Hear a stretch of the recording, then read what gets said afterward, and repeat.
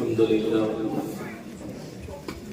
لله نحمده ونستعينه ونستغفره ونؤمن به ونتوكل عليه ونعوذ بالله من شرور أنفسنا ومن سيئات أعمالنا من يهده الله فلا مضل له ومن يضلل فلا هادي له ونشهد أن لا إله إلا الله وحده لا شريك له ونشهد أن سيدنا وشفيعنا وحبيبنا ومولانا محمدا عبده ورسوله صلى الله تعالى عليه وعلى آله وصحبه وبارك وسلم تسليما كثيرا أما بعد فأعوذ بالله من الشيطان الرجيم بسم الله الرحمن الرحيم وما الحياة الدنيا إلا متاع الغرور آمنت بالله صدق الله مولانا العظيم وصدق رسوله النبي الكريم ونحن على ذلك من الشاهدين والشاكرين والحمد لله رب العالمين.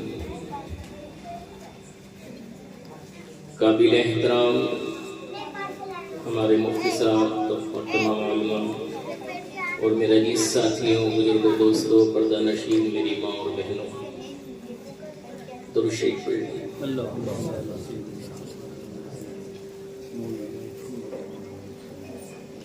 بچے خاموش ہیں.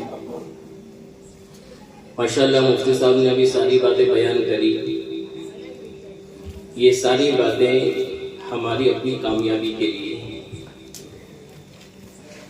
یہ اولاد ہمارے پاس ایک نعمت ہے، یہ مال ہمارے پاس نعمت ہے. یہ نعمت اللہ جب تک رکھتا ہے ہمارے پاس رہتی ہے، اور جب چاہتا ہے اللہ نعمت کو لے لیتا ہے. تو جو نعمتیں اللہ نے دی ہیں ان نعمتوں کا ہم شکر ادا کریں کہ اپنے بچوں کی دینی تربیت کریں، انہیں اللہ کی معرفت سمجھائیں. اور اللہ کی معرفت کتنی ضروری ہے میرے دوستوں. 4 دوست بیٹھے تھے، آپس میں مشورہ کر رہے تھے کہ دنیا میں بہت ساری غربت کی زندگی دیکھ لی. اب تو کوئی ایسا کام کرا جائے کہ بیٹھ کر کھایا جائے. یہ مشورہ کر ہی رہے ہیں بیٹھ کر. اتنے میں 5واں ایک فقیروں کا لباس پہن کے وہ بھی آ گیا. یہ وقتوں کا بادشاہ ہے 5ویں نمبر پر. تو انہوں نے کہا بھائی تو کون ہے؟ فرمایا میں بھی تمہارے جیسا ایک فقیر ہوں. فرمایا چلا جا تو بھی آ جا، بیٹھ جا ہمارے ساتھ. اب یہ مشورہ کر رہے ہیں 4 ہی چور مل کر کہ چھوٹی موٹی چوری بہت کری، کوئی بڑا ڈاکہ ڈالنے ہے اور ہمیشہ کے لیے چوری سے سچی پکی توبہ کر لو. تو بولا کیا نہ کریں؟ بولا ایک کام کرے، بادشاہ کا محل لوٹ لیتے ہیں. بولا یہ تو بہت اچھی بات ہے، وہاں تو ہیرے موتی ملیں گے. بولا ٹھیک. بولا بادشاہ کے وہاں پہ چوری کرنا ہے تو طاقت بھی بڑی چاہیے، اپنی اپنی طاقت بیان کرو. تو پہلے نمبر والا کہنے لگا مجھے اوپر والے نے ایسی طاقت دی ہے کہ کتے بھوکتے ہیں تو ان کے بھوکنے کی آواز سن کے بتا دوں یہ کتوں کی نسل کہنا کیا چاہتی ہے. فرمایا بہت اچھی بات ہے، آگے بڑھو. تو دوسرا کہنے لگا کہ مجھے اوپر والے نے ایسی طاقت دی ہے کہ بڑے سے بڑے دروازے کو کھولنے کی میں طاقت رکھتا ہوں، کہ اتنی عقل سلیم ہے میرے پاس، میں بڑے سے بڑے دروازے کو کھول سکتا ہوں، وہ تالے کو کھول سکتا ہوں. فرمایا بہت اچھی بات ہے، اور آگے بڑھو. تو تیسرے نمبر پہ کہنے لگا مجھے ایسی صفات سے نوازا گیا ہے کہ جب میں سونگ لیتا ہوں تو خزانہ کہاں ہے میں بتا سکتا ہوں. فرمایا بادشاہ کا بہت بڑا محل ہے، خزانہ بھی بہت بڑا ہے، تیری ضرورت تو پڑے گی. اور آگے بڑھو. تو چوتھے نمبر والا کہنے لگا رات کے اندھیرے میں جسے پہچان لیتا ہوں دن کے اجالے میں کبھی اسے بھولتا نہیں ہوں. فرمایا تیرے پاس بھی اچھی کبھی موقع پہ کام آ سکتی ہو سکتا ہے. اور 5ویں میں تو حضرت جی بیٹھے ہوئے ہیں، خود بادشاہ سلامت بیٹھے ہوئے. کہنے لگے او فقیر بابا تیرے پاس بھی کچھ ہے؟ بادشاہ کے یہاں پہ چوری کرنا ہے، کوئی چھوٹا موٹا آدمی نہیں ہے، ورنہ حصہ بٹوارا تو تجھے بھی چاہیے. تو بادشاہ سلامت کہنے لگے میرے پاس ایسی نعمت ہے کہ دنیا میں بڑے سے بڑا مجرم پکڑا جائے اور اگر میں اپنی داڑھی ہلا دوں تو اس کا چھٹکارا ہو جائے. تو فرمایا تم ہمارے امیر صاحب بن جاؤ, ہم تمہارے مامور ہیں. اگر چوری میں پکڑا گئے تو داڑھی آپ کی ہلوانا پڑے گی. فرمایا بہتر ہے. آگے چلے تو کتوں نے بھوکنا شروع کیا. تو اس سے پوچھا بھائی یہ کیوں پیچھے پڑ گئے سب اپنے؟ فرمایا تم چلتے رہو, ابھی میں بولوں گا تو تم مجھے مارو گے. فرمایا ہوا کیا؟ بولا یہ بھوک بھوک کے چلا کے کہہ رہا ہے بادشاہ تم ہی میں سے کوئی. کہنے لگا کبھی کبھی موبائل میں بھی رونگ نمبر لگتا ہے نا, آج تیرا بھی لگ گیا. بادشاہ کے محل میں تو چوری کرنے جا رہے ہیں اور بادشاہ یہاں کہاں سے آ جائے گا؟ فقیروں کے پاس پہننے کے لیے کپڑا نہیں ہے, جسم میں چپل نہیں ہے, اور تو کہتا بادشاہ ہم میں سے آ سکتا ہے. فرمایا رونگ نمبر لگ گیا. چلیے آگے بڑھے تو فرمایا بھائی تالا آ گیا شاہی محل کا. فرمایا میں کھولتا ہوں. اس نے تالا کھول دیا. آگے چلے تو فرمایا حضرت آگے آ جاؤ, سن کے بتا دو خزانہ کدھر ہے. اس نے اپنی صفت کو استعمال کیا صفت اور اندر لے گیا اور خزانہ بتایا اور سارا خزانہ نکالا گیا اور مل بانٹ کے اسے بانٹ لیا. بادشاہ کہنے لگا بہت بڑا داؤ کھیلایا ہے اپنوں نے مل کر, ایک دوسرے کی دعوت زندگی میں کرتے رہیں گے. ذرا سب کے ایڈریس دے دو مجھے آپ, اب تو ملاقات ہو نہ ہو. صبح میں بادشاہ نے اعلان کیا انہیں پکڑ کے لیا اور چادروں کو. اب یہ چاروں حیران ہیں کہ مسئلہ یہ ہوا کیا. بادشاہ نے ہمارے نام کا سیدھے وارنٹ نکال دیا. بادشاہ کے سامنے آگے سب ہاتھ باندھ کے کھڑے ہو گئے. بادشاہ سلامت, سب ہر ایک گردن نیچے جھکا رہا ہے. تو وہ جو تھا جس نے یہ کہا تھا رات کے اندھیرے میں جسے ایک دفعہ میں دیکھ لوں دن کے اجالے میں کبھی اسے بھول نہیں سکتا, وہ 2 قدم آگے بڑھا اور آگے بڑھ کے کہنے لگا او 5ویں بوڑھے آدمی, او 5ویں فقیر, رات کی تنہائی میں رات کے اندھیرے میں تو نے یوں کہا تھا اگر میں اپنی داڑھی ہلوا دوں بڑے سے بڑے مجرم کا چھٹکارا کروا دوں. بس آپ سے اتنی گزارش حضرت والا, آپ وہی 5ویں آدمی ہو, آپ اپنی داڑھی ہلا دو ہمارا کام بن جائے. تو یہاں پر آ کے علماء نے ایک بات کہی ہے کہ وہ معرفت والی آنکھ جسے اللہ کو پہچانا جائے, ایک ماں ایک باپ کی ذمہ داری ہے اپنی نسلوں کی گھٹی میں اس بات کو اتارا جائے ایک اللہ وحدہ لا شریک ہمارا خالق, ہمارا مالک, عزت دینے والا, ذلت دینے والا, موت دینے والا, خوشی دینے والا, غم دینے والا, راحت دینے والا, واللہ علی کل شیء قدیر. ہر چیز میں اس اللہ کی طاقت, زمین پر اس اللہ کی طاقت, آسمان پر اس اللہ کی طاقت, شمال, مشرق, مغرب, جنوب, ہوا, فضا, خلا, رات کا اندھیرا, دن کا اجالا, یہ اڑنے والے پرندے, یہ تیرنے والے جانور, یہ تمام مخلوق ایک اللہ وحدہ لا شریک کی محتاج ہے. وہی اللہ کامیاب کرنے والا, وہی اللہ ناکام کرنے والا. انہ علیم بذات الصدور, جو ہمارے دلوں کی بات پڑھنے والا. یہ ایک ماں ایک باپ کی ذمہ داری ہے اپنی اولاد کو معرفت اللہ کی سمجھانا. قیامت کے میدان میں ان سے پوچھا جائے تم نے اپنی اولاد کو کون سی معرفت دی؟ گاندھی جی 2 کے 4 کر لینا یہ کامیابی کی علامت ہے. ایک مکان سے 2 مکان بن جانا یہ کامیابی کی علامت ہے. ہماری اولاد رات میں 12 بجے تک بازاروں میں بیٹھی ہے, نہ ماں کی پوچھنے کی ہمت ہے. ابھی پرسوں رات میں ماشاءاللہ کافی بڑا پروگرام ہوا رتلام کے اندر. ہمارے اشوک نگر کے مفتی صاحب, مفتی زاہد صاحب, 40-45 علماء بھی تھے.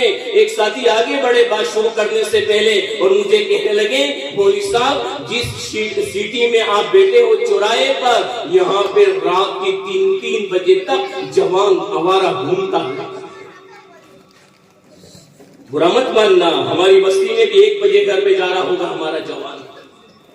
باپ کو پوچھنے کا حق نہیں ہے کہ بیٹا تو کہاں سے آ رہا ہے.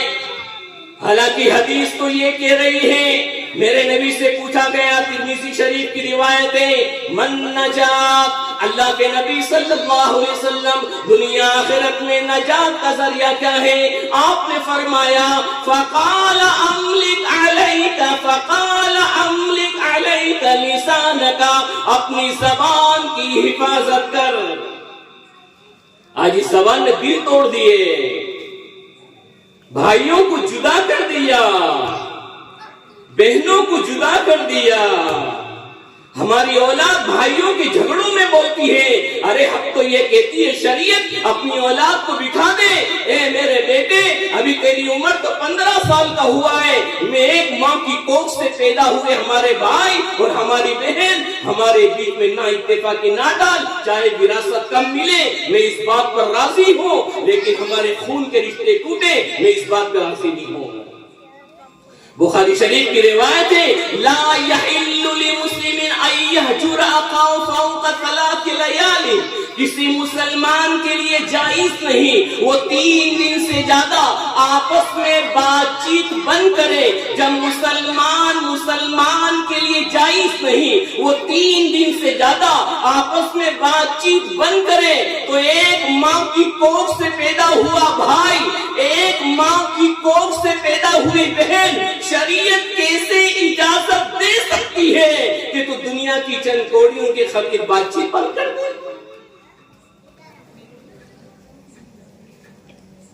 بھائی اپنی بہن کو کہہ رہا ہے کہ تو میری میت میں مت آنا، کوئی ضرورت نہیں ہے مجھے، یہ دنیا کی چند ٹکڑوں کے لیے۔ فقال املک علیک لسانک، اپنی زبان کی حفاظت کر، ولیسعک بیتک، تیرا گھر تیرے لیے وسیع ہو، تیرا گھر تیری کفایت کرے، بہت ہی زیادہ ضروری کام ہو تو اپنے باہر سے گھر کے باہر نکل، ورنہ تیرا گھر تیرے لیے مبارک ہو۔ اور ہمارا جوان رات میں 1 بجے تک بازاروں میں بیٹھا ہے، کوئی 12 بجے اٹھ کے جا رہا ہے، کوئی 1 بجے اٹھ کے جا رہا ہے، نہ ماں کی پوچھنے کی ہمت نہ باپ کی پوچھنے کی ہمت ہے۔ ارے گھر میں ایک مرغی گم جاتی ہے مغرب کی نماز کے بعد، 400 کا مرغا گم جاتا ہے، تو مغرب کی نماز کے بعد محلے کے 10 مکانوں میں پوچھتا ہے آدمی کہ مرغا دیکھا ہے میرا، مرغی دیکھی ہے میری، 1000-1200 کی بکری کا بچہ نہیں آتا ہے مغرب کی نماز کے بعد، تو ماں باپ بے چین ہو جاتے ہیں گھر میں رہنے والے، بچہ نہیں گم ہوا ہے، بکری کا بچہ گما ہے، انسان بے چین ہے۔ ارے تیری اپنی اولاد رات میں 11 بجے 12 بجے آ رہی ہے، شریعت نے پوچھنے کا حق بھی باقی نہیں رکھا کہ بیٹا نماز بھی پڑھی کہ نہیں پڑھی عشاء کی تم نے؟ کتابوں میں آیا ہے جیسے سردی کے ایام میں بھیڑ کا بچہ کانپتا ہے، میدان محشر میں اس کی ماں اس کا باپ میدان محشر میں لایا جائے گا، اور اس کے دونوں ہاتھ اس کی پشت کے پیچھے بنے ہوئے ہوں گے۔ اور آج ہماری اولاد کے بارے میں ہم سے سوال ہوگا، تمہاری اولاد دیندار بنے، اس کی تم نے کیا پرواہ کری؟ تمہاری اولاد نمازی بنے، اس کی تم نے کیا پرواہ کری؟ تمہاری اولاد قرآن کی تلاوت کی پابند بنے، اس کی تم نے کیا پرواہ کری؟ تمہاری اولاد تہجد گزار بنے، اس کی تم نے کیا پرواہ کری؟ تمہاری اولاد صحیح معنوں میں رشتہ داروں کا حق ادا کرے، تم نے اس کی کیا پرواہ کری؟ تمہاری اولاد مسجد کی عادی ہو، تم نے اس کی کیا پرواہ کری؟ یہ تو ماں باپ سے سوال ہوگا۔ یہ تو احسان ہے ہمارے مولوی صاحب کا، امام صاحب کا، ہمارے بچوں کو دعائے قنوت سکھا رہے ہیں، اور یہ معصوم بچے پڑھ رہے ہیں۔ نماز جنازہ پڑھانا امام صاحب کا حق نہیں ہے میرے دوستوں، نماز جنازہ پڑھانا تو اولاد کا حق ہے۔ وراثت کوئی امام صاحب کو تھوڑی ملتی ہے، یہ تو ان کا احسان ہے کہ یہ پڑھا رہے ہیں، کیونکہ اس کی اولاد جس کے نام پہ 2 کروڑ کا مکان چھوڑ کے مر رہا ہے اور بینکوں میں 50 لاکھ چھوڑ کے مر رہا ہے، اس کی اولاد اتنی نکمی ہے کہ اپنے باپ کو دعا کے اندر دعا بھی نہیں دے سکتی۔ آپ دیکھیں نماز جنازہ میں کیا دعا ہے، اللہم اغفر لحینا و میتنا، ہمارے زندہ کی مغفرت فرما اور ہمارے مردہ کی مغفرت فرما، اور مردہ میں وہ مردہ جو باپ ابھی مٹی کے اوپر ہے، ابھی یہ اولاد اپنے باپ کو جو ابھی دعا نہ دے سکا، وہ بعد میں پوری زندگی اپنے باپ کے لیے کیا ایصال ثواب کرے۔ یہ تو باپ کا حق ہے کہ جس کے لیے میں دکان چھوڑ کے مر رہا ہوں، کبھی اپنے بیٹے کا ہاتھ پکڑ کے پوچھے کہ میرے بیٹے، میں نے تیرے لیے 50 لاکھ کا مکان بنایا، تو مجھے تیری نماز جنازہ تو سنا دے، میں مر گیا تو میری نماز جنازہ بھی پڑھا پائے گا نہیں پڑھا پائے گا۔ کہاں ہم اپنی تربیت کر رہے ہیں میرے دوستوں؟ یاد رکھنا، ہماری نسلوں کی عزت دنیا کی دولت سے نہیں ہے، ہماری نسلوں کی عزت اللہ نے دین میں چھپائی ہے۔ یہ طے شدہ قیامت تک کا اٹل فیصلہ ہے، یاد رکھنا۔ اگر ہم چاہتے ہیں ہماری نسلیں دیندار بنے تو ہم کو بنیا بدھی چال چھوڑے، ہماری نسلوں کو دین کے راستے پر لاویں اور ہماری نسلوں کو دیندار بنائے۔ اللہ نے جو ہماری نسلوں کی عزت چھپائی ہے، اللہ کی قسم، یہ قرآن میں اور پیارے نبی کی حدیث مبارکہ۔ آپ دیکھیے، ایک بات کہہ کے بات پوری کر دوں میں، حضرت سالم پیارے آقا رسول اللہ صلی اللہ علیہ وسلم کے زمانے میں جو سب سے بڑی منڈی ہوا کرتی تھی، یہ ملک شام کے اندر ہوا کرتی تھی۔ ملک شام کے اندر اس وقت تجارت کی بڑی منڈی تھی۔ حضرت ابو حذیفہ رضی اللہ تعالیٰ عنہ مکہ المکرمہ سے چلے ملک شام، اسی دوران ایک مدینے کا یہودی چلا ملک شام، اور وہاں پر جانے کے بعد بہت سارا تجارتی لین دین کرا۔ واپس آنے پر اس یہودی کی نگاہ ایک کالے کلوٹے غلام پر پڑی، تو اس نے اس نیت سے کہ مدینے میں لے جا کر اسے بیچ دوں گا، اور انہیں خرید لیا۔ جب مدینہ آیا تو اس کا سارا سامان بک گیا، لیکن وہ جو شخص دبلا پتلا، جس کے ہاتھ پتلے پیر پتلے، رنگ کالا اور اس کی کوئی شکل خوبصورت نہیں ہے، اسے کوئی خریدنے والا نہیں ہے مدینے کی گلیوں میں، نہ ملک شام کی گلیوں میں کوئی خریدنے والا، نہ مدینہ المنورہ کی گلیوں میں کوئی خریدنے والا۔ جب اس یہودی نے یہ دیکھا کہ کوئی خریدنے کو تیار نہیں ہے، اس بدبخت انسان نے انہیں دھوپ میں کھڑا کر دیا۔ یہاں سے پسینہ نکلتا نیچے بہ رہا ہے، ہر ایک دیکھتا ہے یہ تو دبلا پتلا ہے، کالا کلوٹا ہے، یہ ہمارے کیا کام آئے گا، اس کے ہاتھ میں اٹھانے کی طاقت نہیں ہے اور پیروں میں چلنے کی طاقت نہیں ہے، یہ ہمارے کیا کام دے گا، کوئی خریدنے کو تیار نہیں ہے۔ اسی مدینے کے اندر ایک لڑکی تھی، اس لڑکی کی نگاہ جب حضرت سالم کے اوپر پڑی، اس غلام کے اوپر پڑی، انسانیت کے خاطر، انسانیت کے ناطے، خیر خواہی کے ساتھ میں اس لڑکی نے اس نیت سے، یہ ہے تو انسان، یہ بچہ ہے تو انسان، کالا ہے تو انسان، اٹھانے کی طاقت نہیں ہے تو انسان، پیروں میں چلنے کی طاقت نہیں ہے تو انسان، ایشور نے بنایا ہے، مالک نے بنایا ہے، انسان ہے، اس کے جسم میں دل دھڑکتا ہے، اس کے جسم میں روح باقی ہے، یہ دھوپ میں کھڑا ہے، 3-4 دن ہو گئے، کوئی لینے والا نہیں، کوئی خریدنے والا نہیں۔ اس لڑکی نے انسانیت کے ناطے، اس بچی نے تثبیتہ نے انسانیت کے ناطے، اس لڑکی نے اس غلام کو خرید لیا۔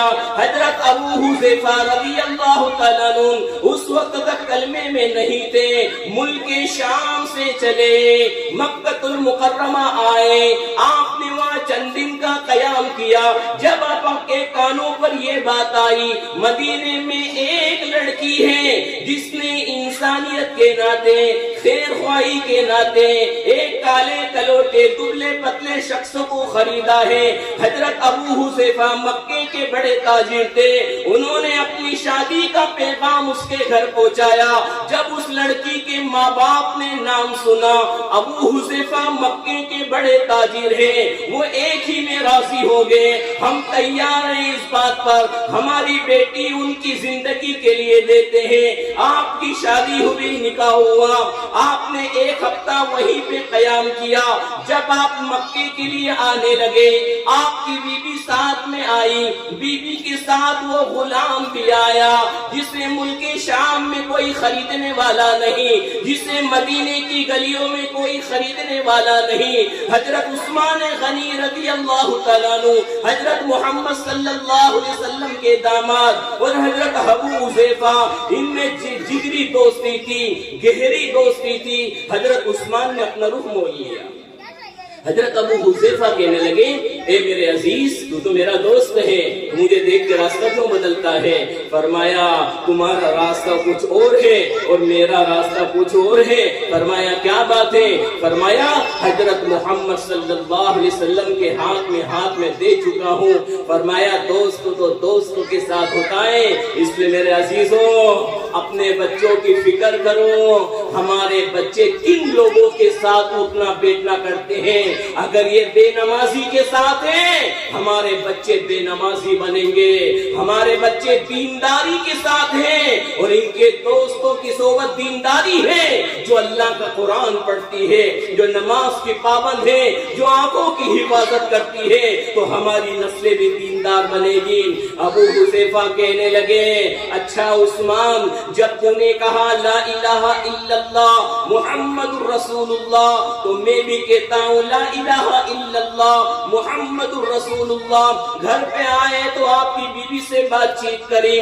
فرمایا میں آپ کو چھوڑ کے کہاں جانے والی، میں بھی کہتی ہوں لا الہ الا اللہ محمد الرسول اللہ۔ پھر وہ غلام کہاں جانے والا جسے ملک شام میں کوئی خریدنے والا نہیں، مدینے کی گلیوں میں کوئی خریدنے والا نہیں، اس غلام نے بھی کہا لا الہ الا اللہ محمد الرسول اللہ۔ آپ محمد صلی اللہ علیہ وسلم کے پاس میں آئے، اس غلام کو اصحاب صفہ کے چبوترے پہ بٹھایا۔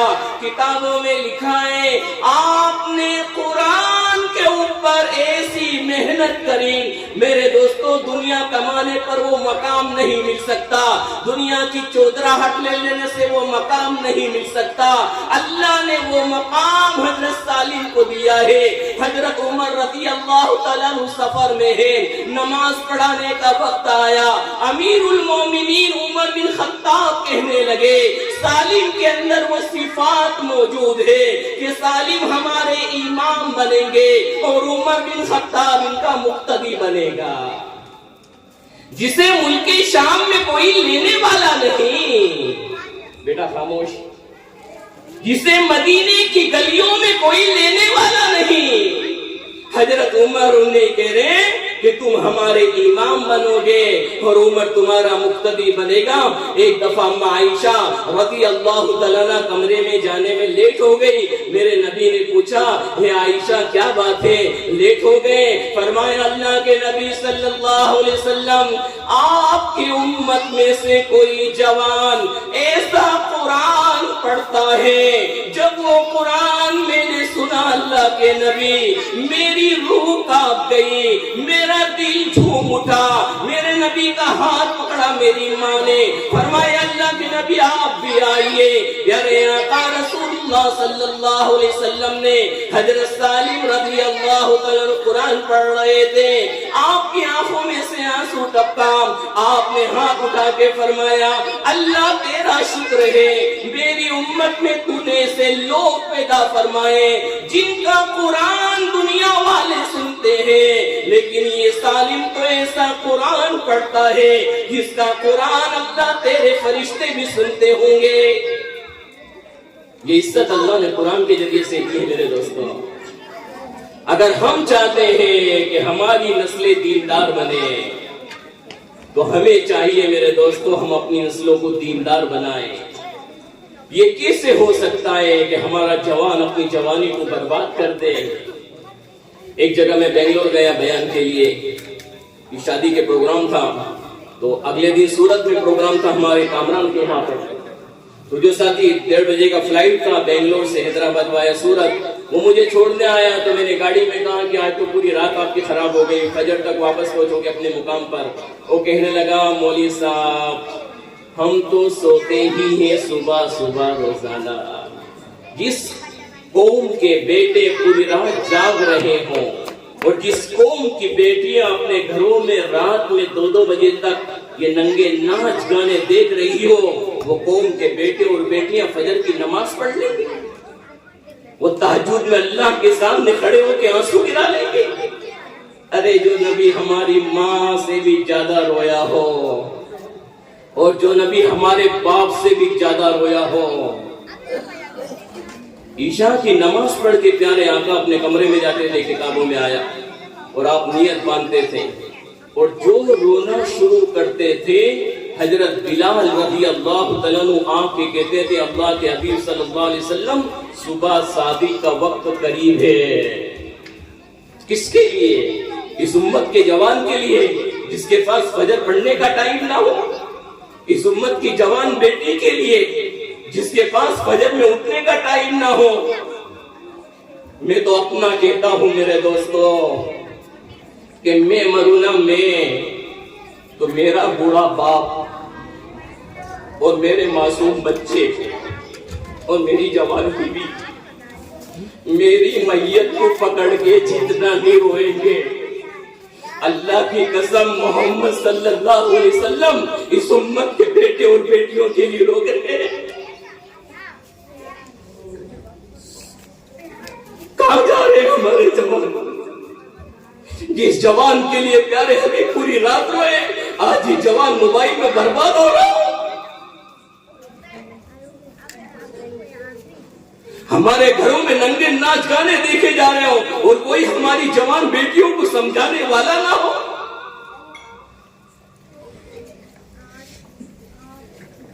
میرے دوستو یہ تو مرے گی جب معلوم پڑے گا کہ حضرت محمد صلی اللہ علیہ وسلم اس امت کے لیے کیا قربانی دے کر دنیا سے گئے ہیں. ہر چیز کی نعمتیں اللہ پیر ملا کے گرا رہا حضرت محمد صلی اللہ علیہ وسلم کے. اور میرا نبی یہ کہہ رہے نہیں اللہ مجھے نہیں چاہیے، میری امت کو میں فتنے میں نہیں ڈالوں گا.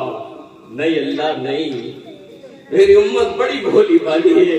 اللہ میری امت کے بیٹے، اللہ میری امت کی بیٹی، یہ بیٹی جو اپنا چہرہ کھلا کر کے بازار میں گھومے، اس امت کی بیٹی اور اس امت کے بیٹوں کے لیے اللہ کے نبی اپنے گھرانوں کو فاقوں کی بھٹی میں ڈال رہے. ثم ہلال فی شہرے، چاند پہ چاند نکل رہے ہوں اور چھپ رہے ہوں، اور پیارے آقا رسول اللہ صلی اللہ علیہ وسلم کے گھرانے میں کسی ہانڈی کے نیچے آگ نہ جلے.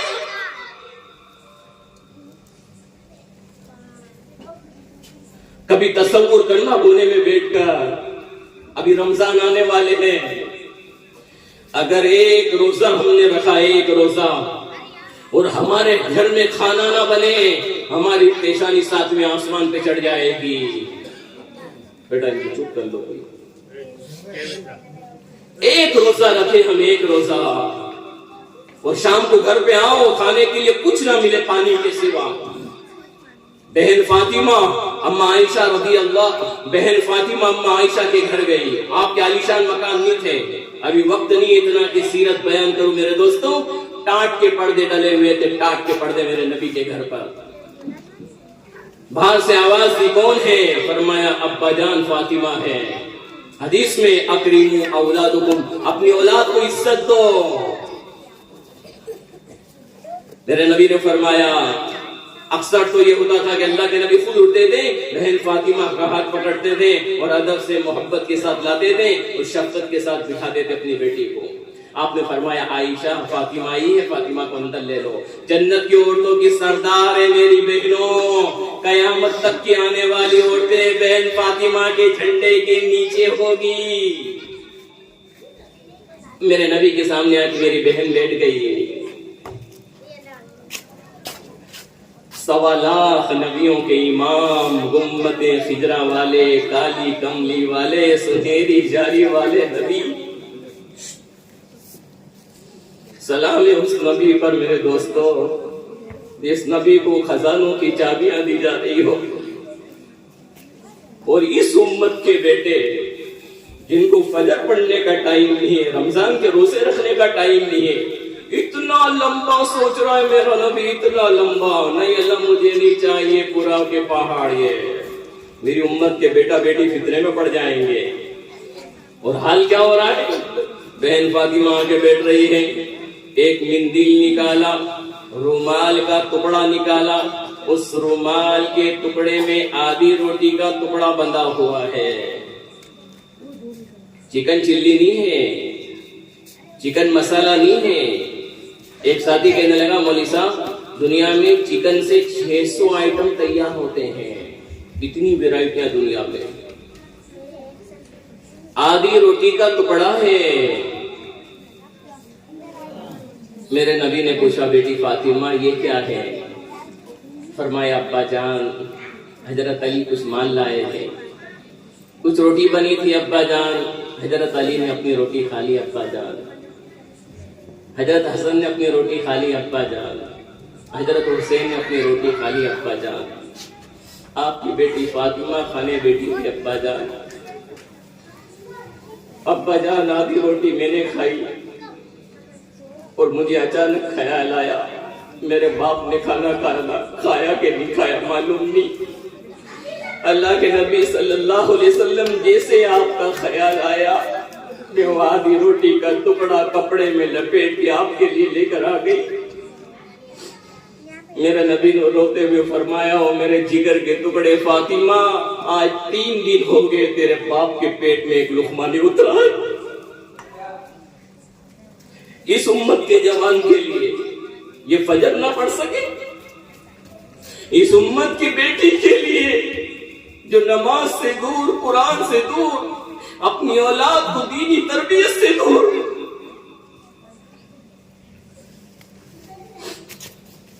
سوچیں ایک میدان محشر میں اس نبی کا سامنا ہوگا تو ہم کیا جواب دیں گے؟ یا اللہ ہم تیری اولاد کو یہودی کا لباس پہنا کر لائے ہیں، یا اللہ ہم تیری اولاد کو موبائلوں کے اندر یہودی نصارہ کی تہذیب سکھا کے آئے ہیں، یا اللہ یہ ٹی وی کے شیطانی اڈے میں ہم اپنی اولاد کی دنیا کی تربیت کر کے مرے ہیں دین کو چھوڑ کر۔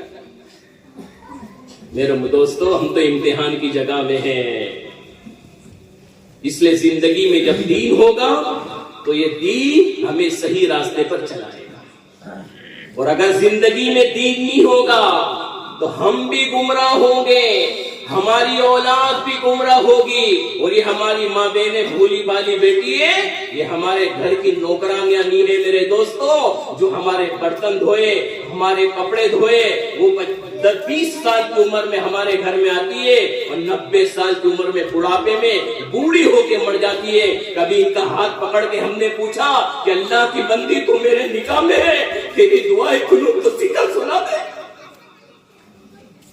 ارے دھکار ایسے آدمی پر جس نے لاکھوں کے زیور دیے ہوں اور کروڑوں کے مکان دیے ہوں اور قیمتی لباس دیے ہوں، اور 50 سال کے نکاح کے بعد اس معصوم بھولی بھالی عورت کی دعائیں قنوت بھی صحیح نہ کروا سکا۔ یہ محمدی غلام کی پہچان ہے۔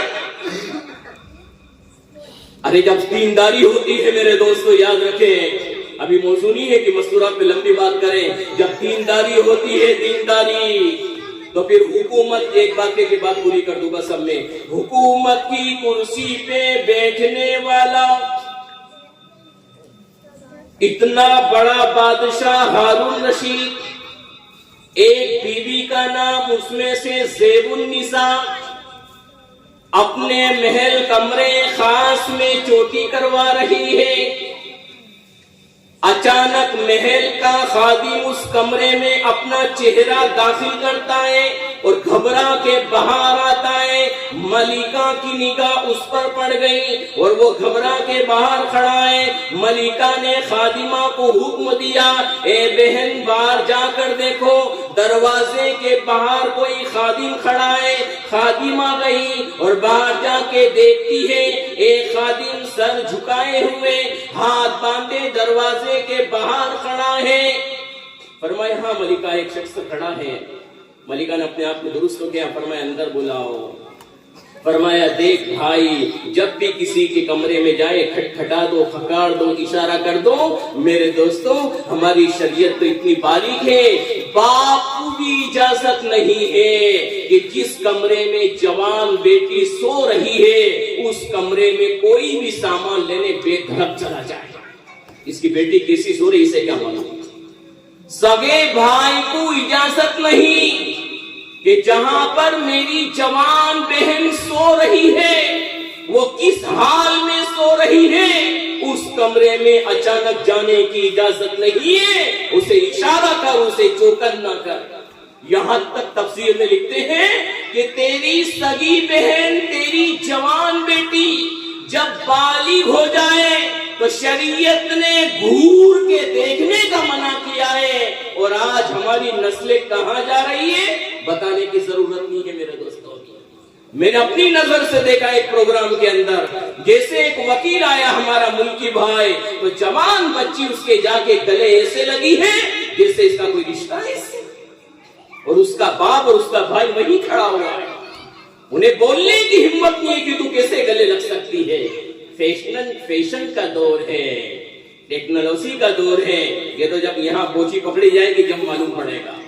جب دینداری ہوتی ہے میرے دوستوں، پھر حکومت کی کرسی پر بیٹا بادشاہ، اس کی بیوی کہہ رہی ہے جب بھی آؤ اشارہ کرو، کھٹکھٹا دو، کھکار دو، اللہ تجھے معاف کرے، آئندہ دھیان رکھنا۔ فرمایا اچھا یہ بتا بے بھائی، جب تو اندر آیا صحیح بتا تیری نگاہ کہاں پڑی؟ فرمایا آپ کے بال کھلے تھے، میں جیسے آیا میری نگاہ آپ کے بال کے اوپر پڑی۔ فرمایا تو چلا جا۔ اپنی خادمہ کو بلایا، فرمایا کینچی لاؤ، اور فرمایا جو حصہ اس نے بتایا ہے وہاں سے میرے بالوں کو کاٹ دو۔ میں یہ نہیں چاہتی کہ اتنے بڑے بادشاہ کی بیوی مرے اور اللہ یہ کہے کہ قبر کے گھڑے میں تو آئی ہے، اپنے بالوں پر کسی غیر محرم کی نظر لے کر آئی ہے۔ میرے دوستو جب دینداری ہوتی ہے تو پھر گھر میں مستورات بھی فکر مند ہوتی ہے، بچے بھی فکر مند ہوتے ہیں۔ اس لیے ہم سب یہ نیت کریں ہم اپنی نسلوں کی دینی تربیت کریں گے۔ بھئی کرتے ہیں انشاءاللہ۔ ہاں، دینی تربیت بنیاد ہے، اور جو یہ مکتب چل رہے ہیں ان مکتبوں میں محنت کو بڑھاویں۔ بہتر کہیں پہ 50 ہوتے ہیں، کہیں 60 ہوتے ہیں، کہیں 70 ہوتے ہیں، میں تو کہتا ہوں تقریباً 25 سے 30 بچے ایک مدرس کے پاس ہونا چاہیے۔ ہم اپنی محنت کی گاڑی کمائی لگائیں ان مکتبوں کے اوپر، یہ ہماری بنیاد ہے میرے دوستوں، یہ ہماری کل کی جان ہے۔ یہ دیندار بنیں گے، ہمارے محلے دیندار بنیں گے، اور اگر یہ بے دین بنے، ابھی آپ کو بتاتا ہوں اسی ہفتے میں ایک بڑا پروگرام اٹینڈ کیا ہم نے ایم پی میں، قریب 1500 مستورات تھی، اور ٹی وی کے اوپر مسجد کے اوپر والے سائڈ کے حصے سے کافی بڑی تھی مسجد ابو بکر، تو انہوں نے بڑی ٹیویاں وغیرہ لگا رکھی تھی۔ ہمارا ایک عزیز، ہم نے کہا تھا بھائی اوپر آ جاؤ اسٹیج پر، انہوں نے کہا ہم سامنے سے سنیں گے۔ بلکہ اچھی بات ہے، بیان کے بعد دعا کے لیے ہاتھ اٹھائے، جیسے 20 دعا میں اس کا موبائل لے کے کوئی بھاگ گیا۔ بہت اللہ کے شکر ہے، مولوی صاحب کافی بیٹھے ہوئے تھے پیچھے، تو بیچ میں سے کوئی مجمع میں سے اٹھا تو ان کی نگاہ پڑ گئی کہ کوئی بچہ اٹھا، بچے کو پہچان لیا، تو ہمیں بیان کے بعد وہ کہنے لگے مولوی صاحب آپ تو کھانا کھائیے، میں آدھے گھنٹے میں کیس کر کے واپس آتا ہوں، اور وہ موبائل لے کے واپس آ گئے۔ میرے دوستو یہ کیوں ہوتا ہے؟ ہم نے اپنی نسلوں کو دیندار نہیں بنایا، پھر یہ نسلیں جیب کترے بنیں گے، اور وہ بھی مسجد میں سے جیب کترے بنیں گے۔ اس لیے ہم سب نیت کریں اپنے بچوں کو بھی دیندار بنائیں گے انشاءاللہ، اپنے مکتبوں میں جان پیدا کریں گے انشاءاللہ۔ جس نے جیسی خدمت کری ہے اللہ تعالیٰ دنیا آخرت میں نعم القدر عطا فرمائے۔